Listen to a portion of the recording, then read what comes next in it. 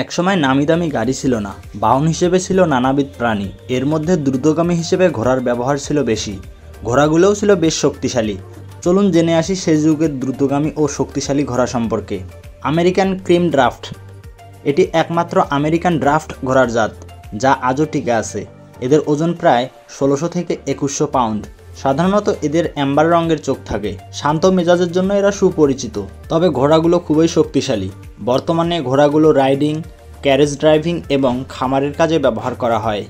Friesian horse, বিশ্বের সবচেয়ে সুন্দর ঘোড়াগুলোর একটি ফ্রিজিয়ান হর্স। এরা বেশ শক্তিশালীও বটে।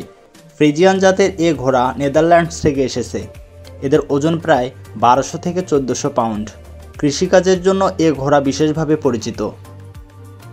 আর্ডেনেস হর্স, বিশ্বের প্রাচীনতম ড্রাফট ঘোড়াগুলোর একটি আর্ডেনেস ঘোড়া। এ ঘোড়া বেশ পেশিবহুল, যা বেলজিয়ামের আর্ডেনেস অঞ্চলে পাওয়া যায়। এদের ওজন 1600 থেকে 2200 পাউন্ড হয়ে থাকে।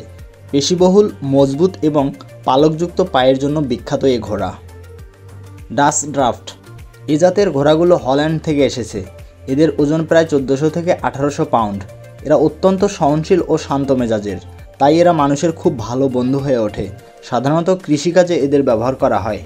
কোল্ড ব্লাড হর্স, এ জাতের ঘোড়া জার্মানির দক্ষিণাঞ্চল থেকে এসেছে। ঘোড়াগুলো শক্তিশালী হওয়ার কারণে বেশ পরিচিত। এদের ওজন 1000 থেকে 1500 পাউন্ডের আশেপাশে। কৃষিকাজের পাশাপাশি প্রদর্শনের জন্য ও গাড়ি টানার জন্য এ ঘোড়া ব্যবহার করা হয়।